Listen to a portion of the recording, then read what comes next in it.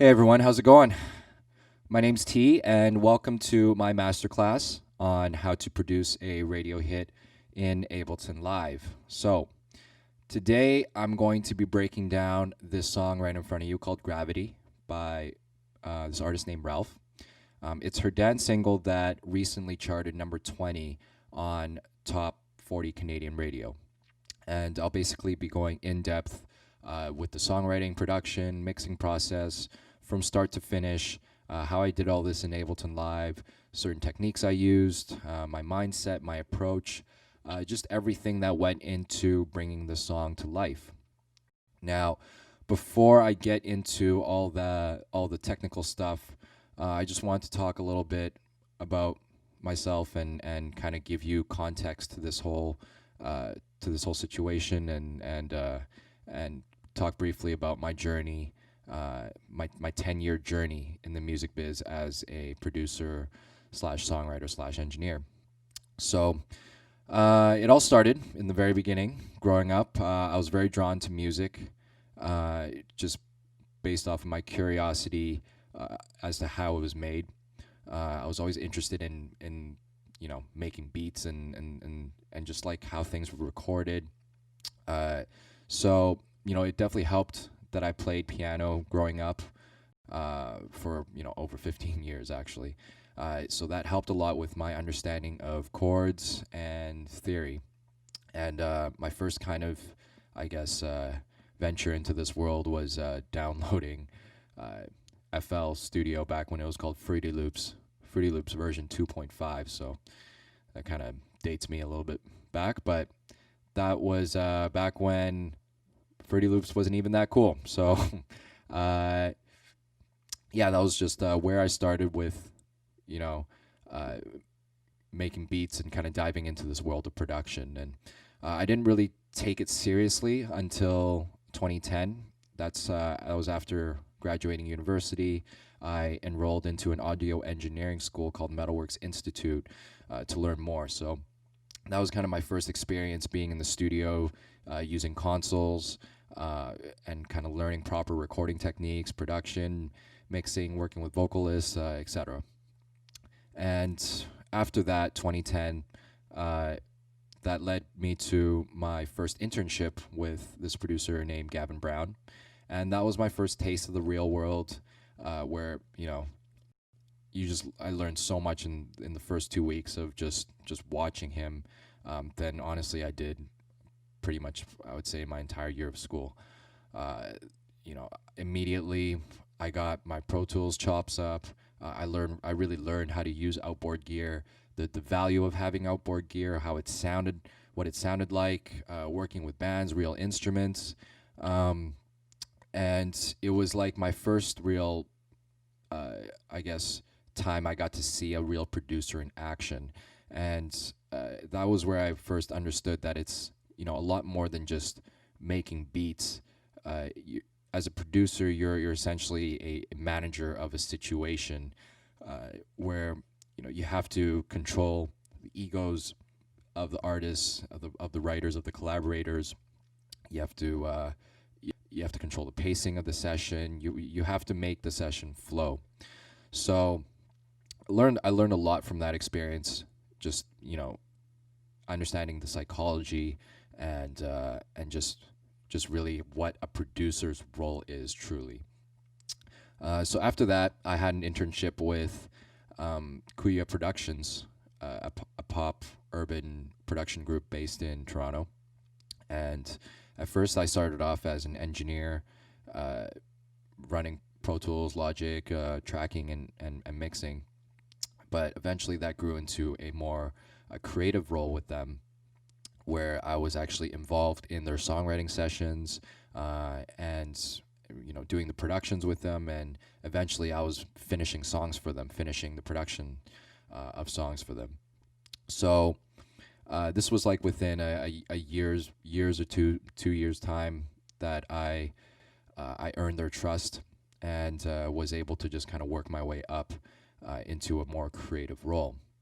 So fast forward to 2016, that's when I got my first big break with with the song called "Here" by Alessia Cara, and that peaked number 5 on the Billboard Hot 100 early 2016, and it was kind of my first sign of validation that uh, the hard work was paying off in a sense.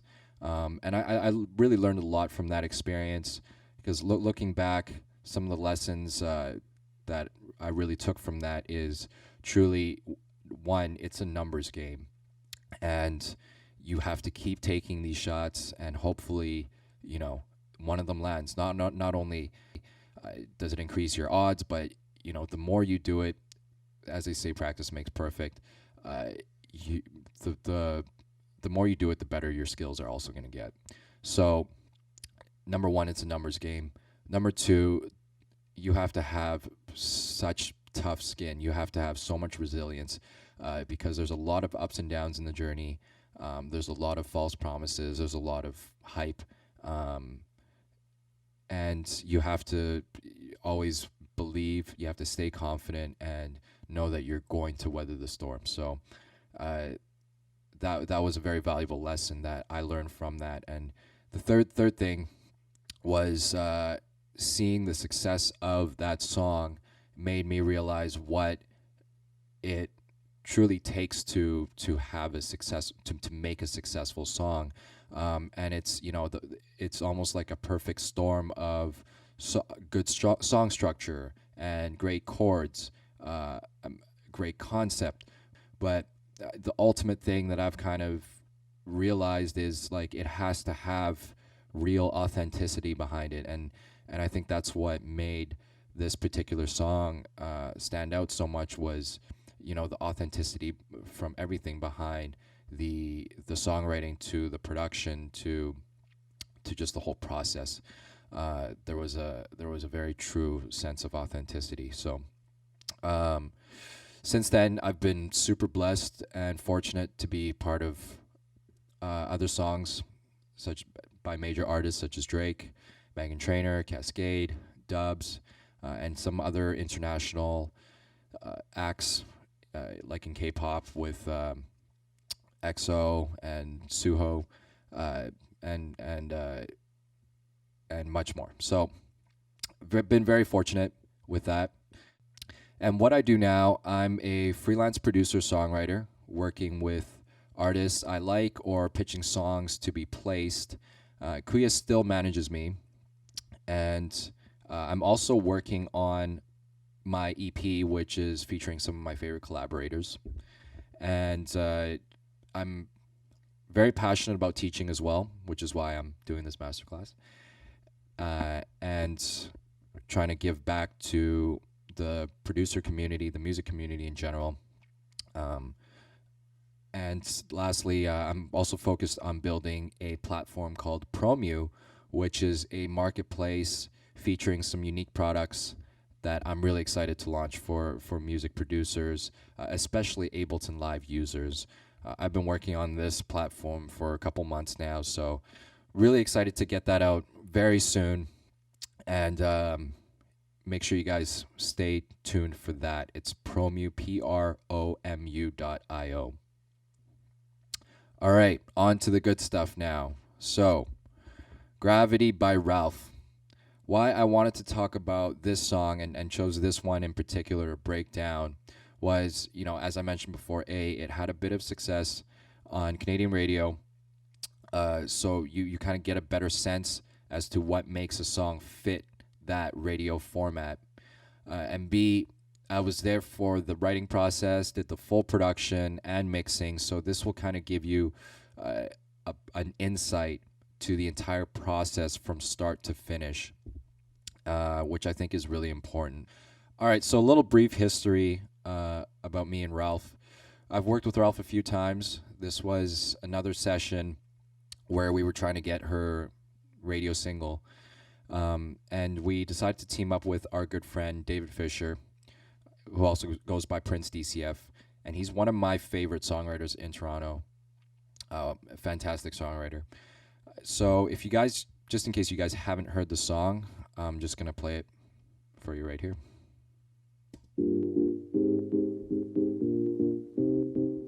Didn't think I was ready for love again. Every time I fall, I get my heart broken. But you've been making me rethink everything. This feeling you've created is also complicated. Should I let go? Ooh, let go. And lose control. Ooh, lose control. Should I let go? Ooh, let go. Will you catch me if I float, float, float, float? 'Cause I feel gravity, gravity, gravity, pulling you to me, you to me, you to me. Lose my breath in the atmosphere, no oxygen up here. Must be gravity, gravity. Will you catch me if I float?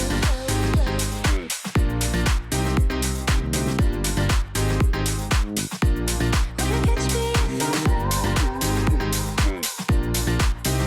Must be gravity, gravity. Tossing and turning, I can't get you off my mind. Thinking about what you did to me last night. Am I in trouble? Should I hit the brakes? Being with you is my favorite mistake. Should I let go? And lose control. Should I let go? Will you catch me if I float?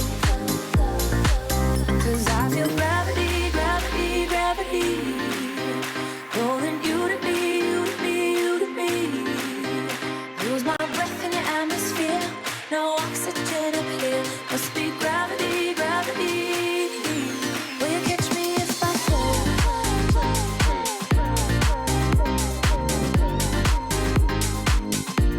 Will you catch me if I float? Must be gravity, gravity. Gravity, it lifts me up and knocks me off my feet. Off my feet, yeah. Gravity, it's pulling you to me and I can't breathe. Gravity, it lifts me up and knocks me off my feet. Off my feet, yeah. Gravity, it's pulling you to me and I can't breathe. Will you catch me if I fall?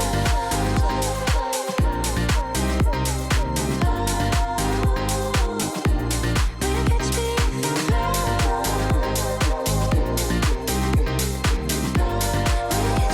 Will you catch me, catch me, catch me? 'Cause I feel gravity, gravity, gravity. Catch me. Holding you to me, you to me, you to me. Catch me. Lose my breath in the atmosphere, no oxygen up here. Must be gravity, gravity. Will you catch me if I float? So that's Gravity by Ralph. And before I go into dive straight into the process, I just want to quickly just kind of explain my layout here, just so you kind of know where things are and kind of how my brain tends to work when it comes to organizing things.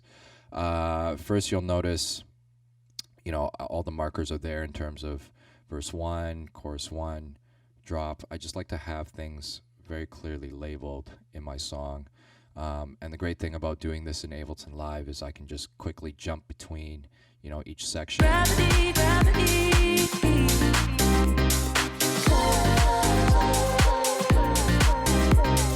Tossing and turning. So I usually like to do that pretty early in the songwriting stage, just so I mentally know where everything is, and it helps me structure things properly. So that's the whole markers thing. And normally, I guess I'll just go over how I lay everything out, just tracks wise. So I like to start with the drums at the top, and I have everything color coded. It's just how things make sense in my brain. Brighter instruments such as like tambourines or hi-hats get like a brighter color, usually darker colors for like lower frequency things. So I usually like to start with my kicks, then I go with with any claps or snares, and then any kind of high frequency content like tambourines, drum loops, and then I have my fills, any like vocal things. Effects are next, and that's kind of the color I have for effects. So these are universally the colors I use all the time for any time I get into the organizational phase. Just it helps my brain associate things a lot better.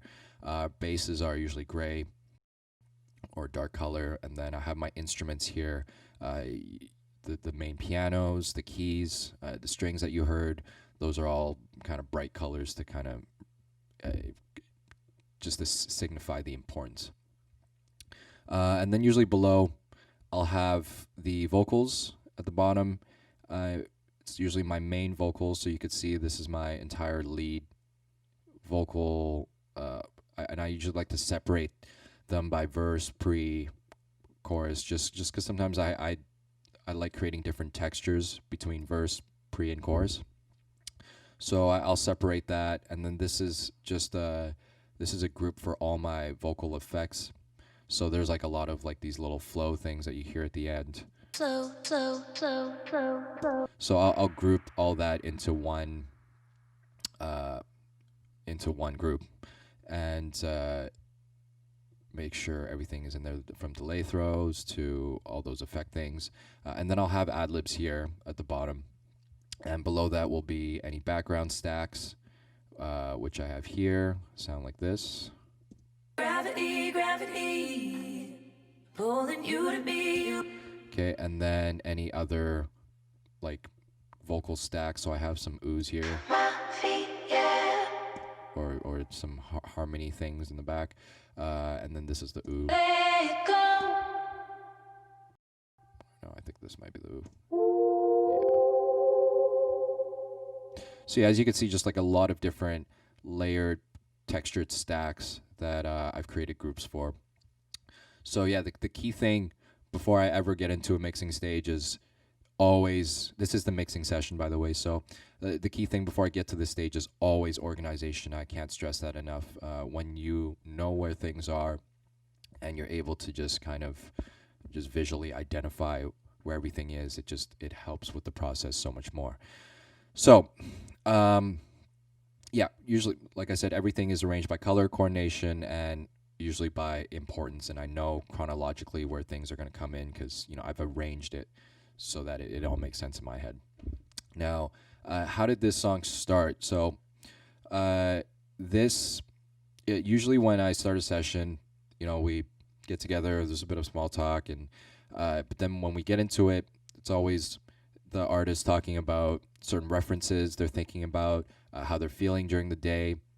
So that particular session, she really wanted something up-tempo and wanted the same kind of energy as Electricity by Silk City, which I thought was a great reference for her because Ralph is a very synth poppy artist, and I think going that more, I say, disco, like dancey route was I thought that was a good take for her. So to capture that vibe, I first identified from Electricity what really gave it that vibe, and it was the piano. So the first thing I started with was this piano, and it's right here, the piano original.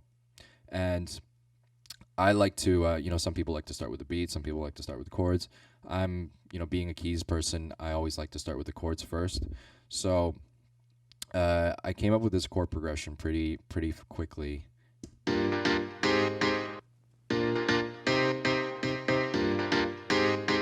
Okay, so I'm just going to unfreeze this so you can just kind of hear what the original thing was. So originally I had this plugin called Avenger, and I knew I was going for that because I wanted that very like dance, hard compressed piano, and Avenger usually offers, by Vengeance, offers a lot of, those good kind of dancey pianos. So I knew I was going for that right away. I loaded that up, and I played the chord progression, and at first, like I didn't think I thought that was a little bit too vanilla. So that's where I added the shaper box, which gave it a little bit more movement because initially it just sounded like this. I'm just gonna unmute these things here. I'm just gonna unmute those little blocks there because that's actually what was originally played.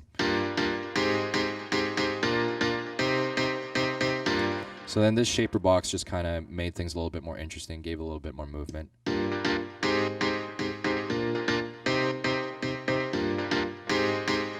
That's without it.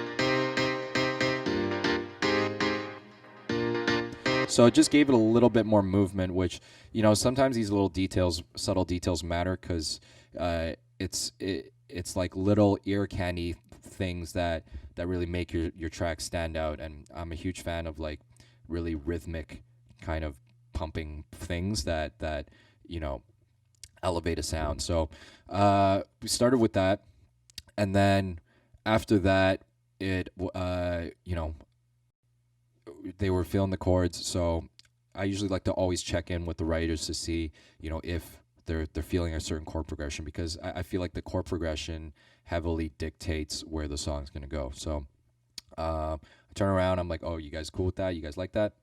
They were vibing with it. So then the next thing, you know, to really give it that like funky dance vibe that you get in electricity, I added the bass, which sounds like this.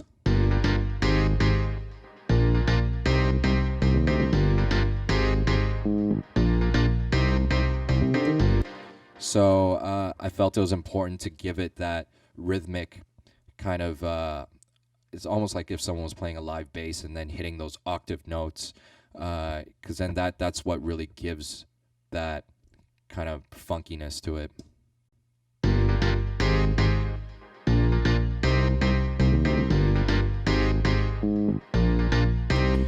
So once again, I used the Avenger bass and I combined it with an Omnisphere bass just to kind of give it an extra low end here. This was the Omnisphere bass.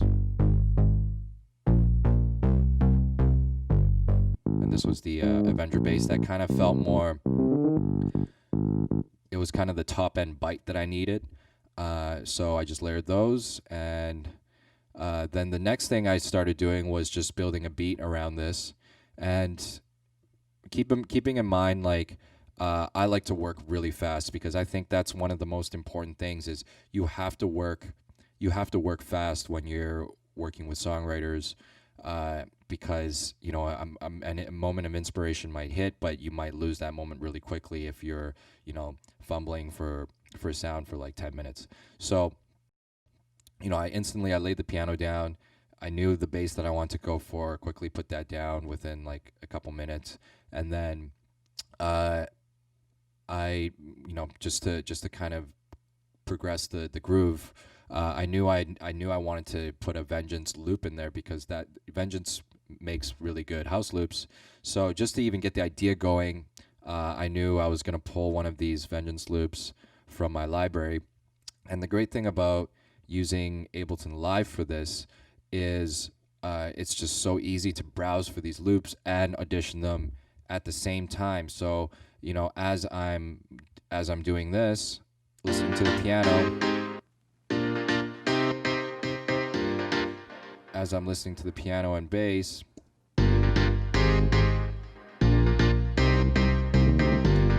I'm just browsing my Vengeance loops here, and I already know like which one. I already know like this. Sorry, I'm gonna go back here.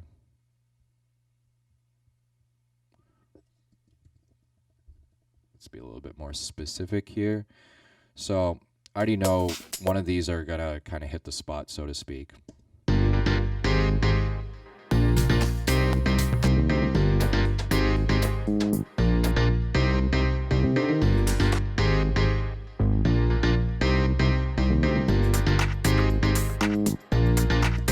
So I just love that feature in Ableton, that I could just preview all these loops at whatever tempo it may be, and just kind of have that so quickly accessible.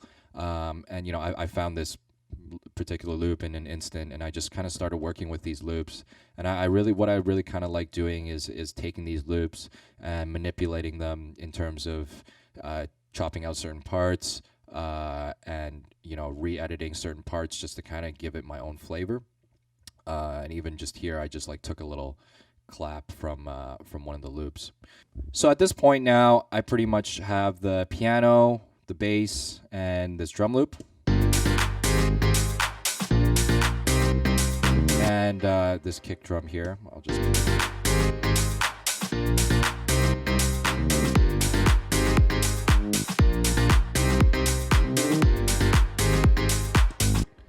That's pretty much what got the idea going. And knowing DCF and Ralph, they like to work really fast.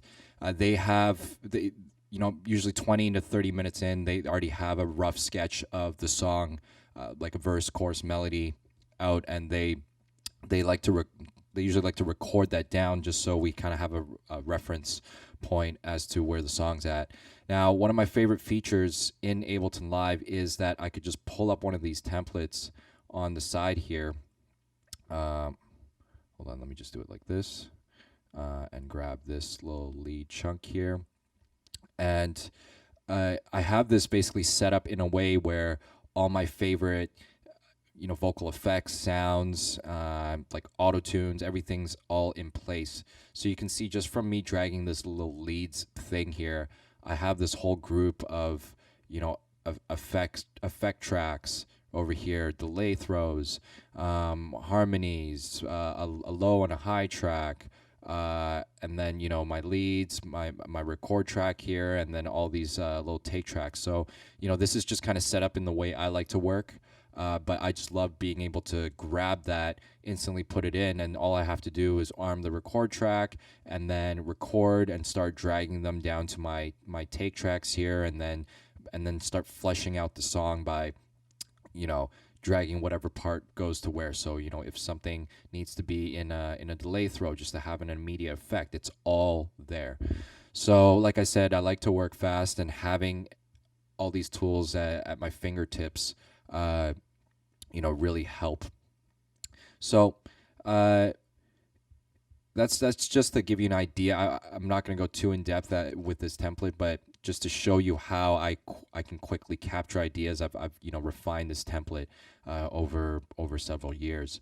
So I want to actually play you the original demo just so you guys can kind of have some context as to what was done in our initial session, our 4-hour session actually, where we were able to get all this stuff down. So this is the original demo here. Didn't think I was ready for love again. Every time I fall, I get my heart broken, but you've been making me rethink everything. This feeling you've created is oh so complicated. Should I let go? Ooh, let go. And lose control? Ooh, lose control. Should I let go? Ooh, let go. Will you catch me if I flow, flow, flow, flow, flow? 'Cause I feel gravity, gravity, gravity, rolling you to me, you to me, you to me. Lose my breath in your atmosphere, no oxygen up here. Must be gravity, gravity. Will you catch me if I flow, flow, flow, flow, flow, flow, flow?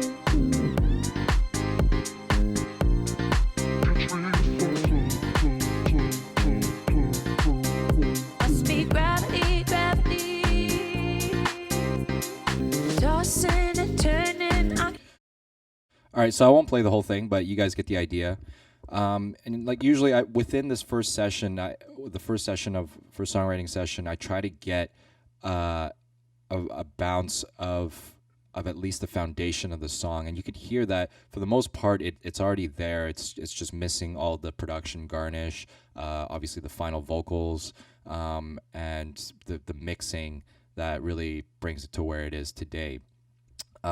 But I find that if I'm not getting the foundation there after the first session, then the song 9 times out of 10 isn't really going to amount to anything, because I just find that the best songs do come. They come quickly, and they come almost like in an effortless way, so to speak. So it was great. We were able to kind of bang that out in the first 4 or 5 hours of our first session. Now, the first thing I want to kind of touch on as to the before and after is the vocals, and give you an insight as to like how I treat these vocals. So this lead here. Just let me take off this rough demo. So going through these vocals here. Didn't think I was ready for love again. Now you can hear obviously the quality is a lot higher. I recorded on a different mic, but I also go through a very, very extensive comping process. So you can see almost every other phrase is Didn't think I was ready for love again. Every time I fall, I get my heart just broken. getting the spinning wheel here, you've but been making me you can see that like certain things I might even like comp just this little breath here, or this little consonant. Everything. This feeling you've created is also complicated. So yeah, I definitely go a little crazy on the comping, but I truly think that's what it sometimes needs for it to have for the vocal to really be perfect. So I do this extensive comping, as you can see throughout the song, and then I created, as I kind of highlighted before, I created all these vocal effects here in my vocal effects group. So thing that I really love. So just to kind of give you a little under the hood thing, I have this this channel strip here that I think you might have seen consistently on a lot of my tracks. It's this one thing that I absolutely love about Ableton Live is you can kind of customize your own macro racks. So this is almost like my go-to Swiss Army knife a channel strip effect device, whatever you want to call it, where I have some low pass, high pass, some overdrive, some digital distortion, some delay, and some reverb. And here you can kind of see I just automate my low pass and do some crazy automation with the reverb as well. So you're gonna see this is a very consistent theme in all my tracks, because I have another effect rack here,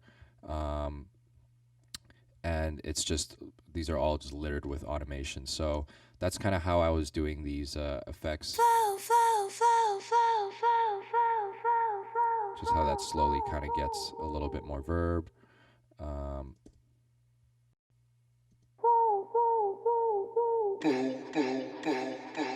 So it's a lot of those when you kind of just factor them all in. I'll play them all.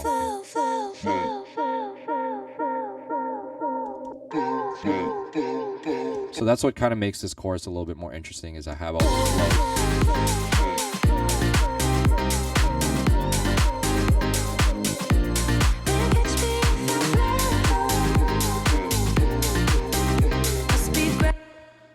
So yeah, that kind of shows you how I like to create these little extra ear candy things with the vocals.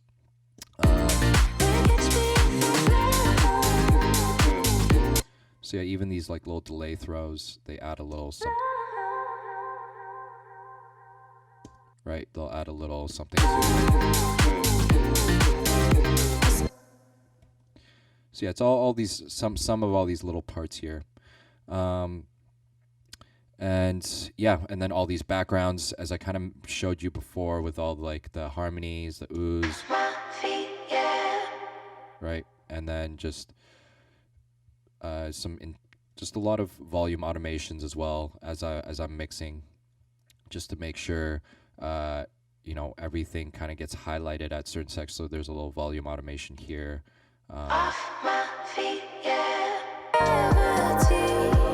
It's pulling you to me and I can't breathe.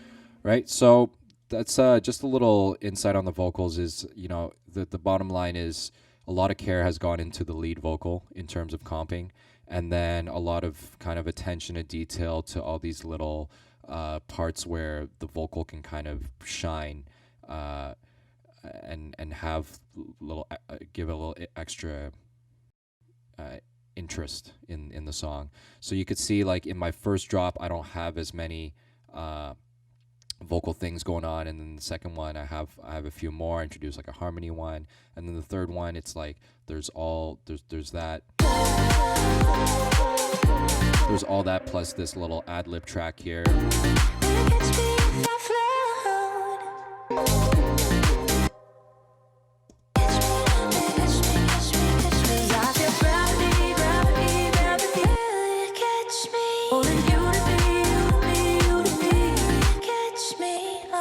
So like you could see there's like a progression of vocals, and that's how I normally like to think of structuring the song, just to keep things vocally more interesting on top of just the production of the instrumental. So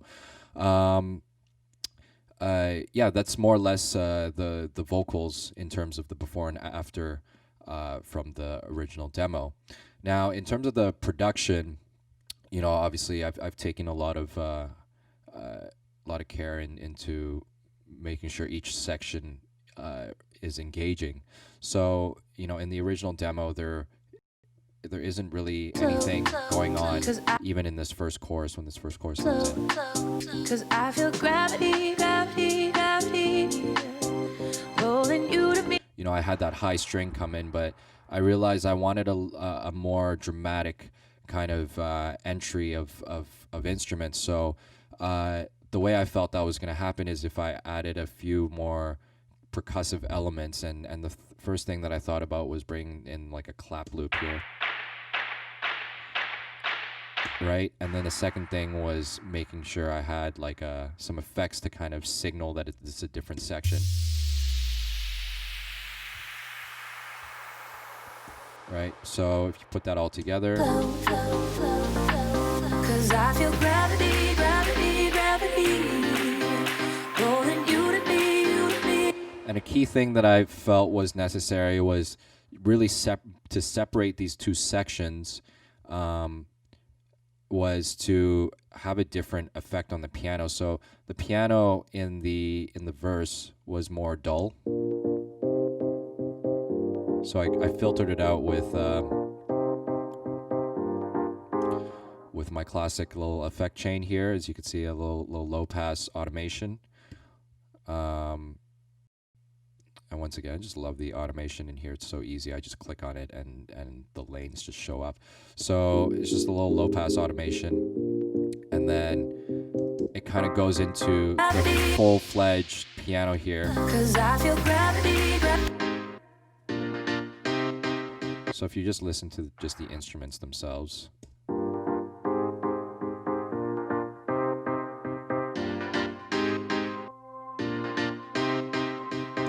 Right, so that creates a little bit more interest as opposed to just what it was before, where it was just like the same tone of piano. catch me if I flow, flow, flow, flow. 'Cause I feel gravity, gravity, gravity. Right, so I felt that made a pretty big difference here. And then now moving on to the drop. Will you catch me if I flow, flow, flow, flow, flow, flow, flow. Right, as opposed to what it sounds like now. Gravity, gravity. Will you catch me if I flow?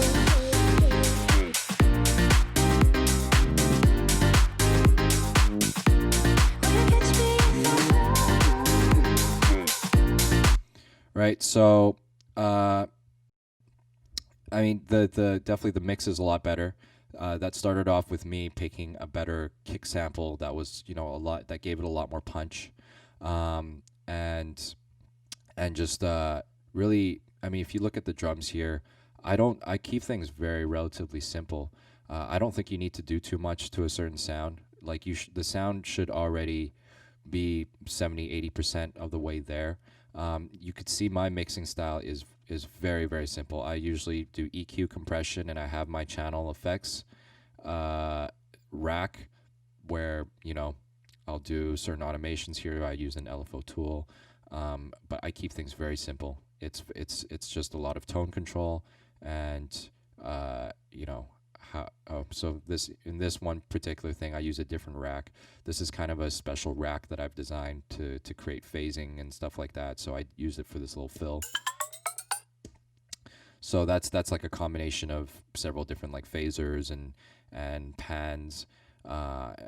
This auto pan thing here. So as you can see, I'm a huge fan of just like having these racks that I've like kind of custom designed that give me like the 8 controls that I know that I need. It's just a very efficient way of you know, mixing, and it just keeps things very quick. So the main thing that I felt made this a little bit more interesting was doing these hard cuts on the instrumental here. So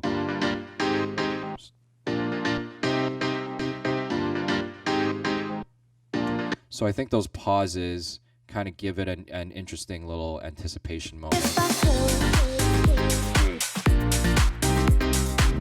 Combined with like this little low flow vocal. So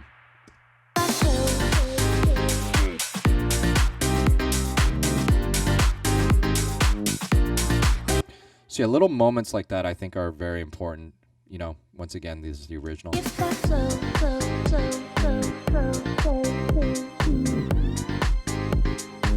I'm a huge fan of silences, so I think anytime you can kind of create a moment of silence that just creates that extra anticipation is huge. So you know, for that's why I normally like to work in audio. Once I'm pretty happy with a particular sound. So for example, the piano, then I export it to I freeze the track, and then I'll drag it into another track, so you can kind of see I have these 2 piano tracks, which I think I use 2 different piano sounds from the same MIDI, but I pan them left and right just to give it a little bit more, just to thicken it up. So now, before it sounded like this.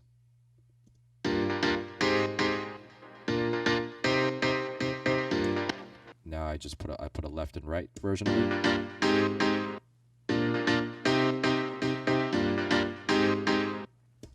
So yeah, kind of bouncing it to audio allows me to do these things like hard cuts and whatnot, and like sometimes I like reversing things. So I just find I have a lot more, in a strange way, control and flexibility when I'm working in audio. So yeah, that's and I save myself on CPU as well, right? Because sometimes these things can get pretty crazy. So yeah, that's a little thing I did here with the hard cuts. And yeah, so just throughout the song, I just kind of sprinkle these little things here. It's the original demo. I'll just keep going here. Being with you is my favorite mistake. Should I let go? Let go and lose control. So I felt like in that moment there, something interesting could have happened. So that's where I. Being with you is my favorite mistake. Should I let go? So I thought this little string shot here would kind of give it, would really just highlight this whole dance vibe and kind of give it like a little throwback touch. So I found those samples in my library somewhere, and I just thought that was kind of appropriate for that section there. And then really just thickening up the keys a little bit in this section just to give it. I have this electric piano version of what the pianos were doing. So adding that there, I felt like gave it a little bit more energy coming out of the second verse. You is my favorite mistake. Should I let go? And lose control. Super subtle. And then, here, that's where I also gave a little extra emphasis on the tambourine, just to, this guy here, just to.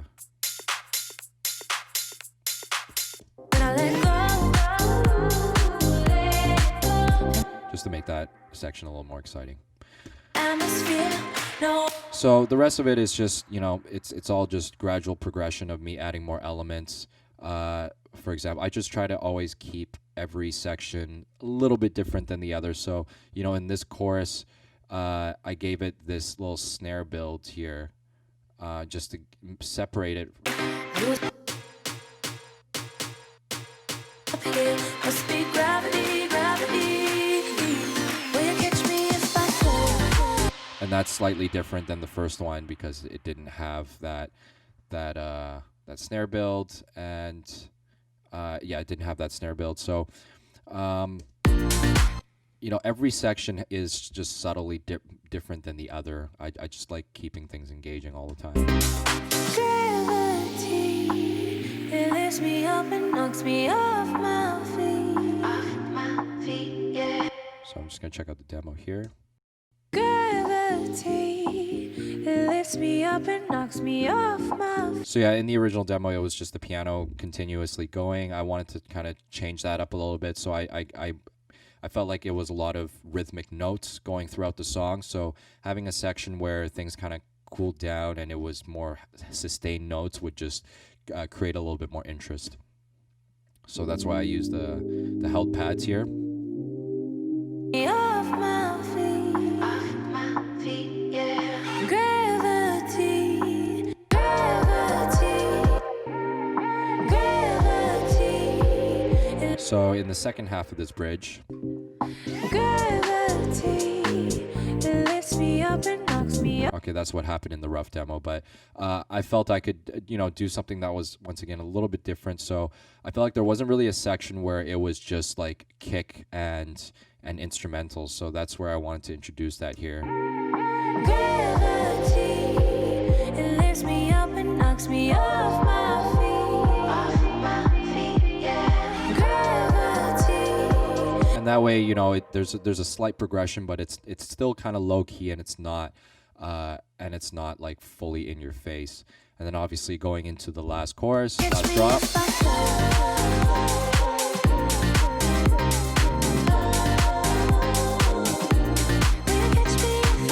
So that's just everything all together with these new, well, I guess it's not super new, but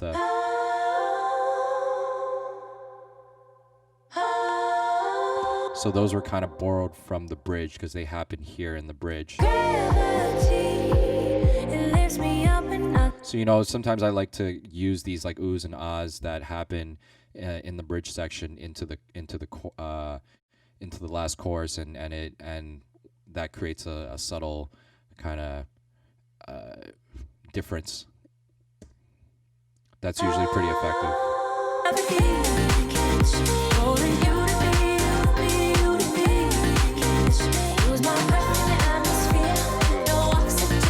And then finally, this also bringing back this chorus that was normally heard in a section where the beat dropped out. Now having it come back with the full beat feels like a different section as well.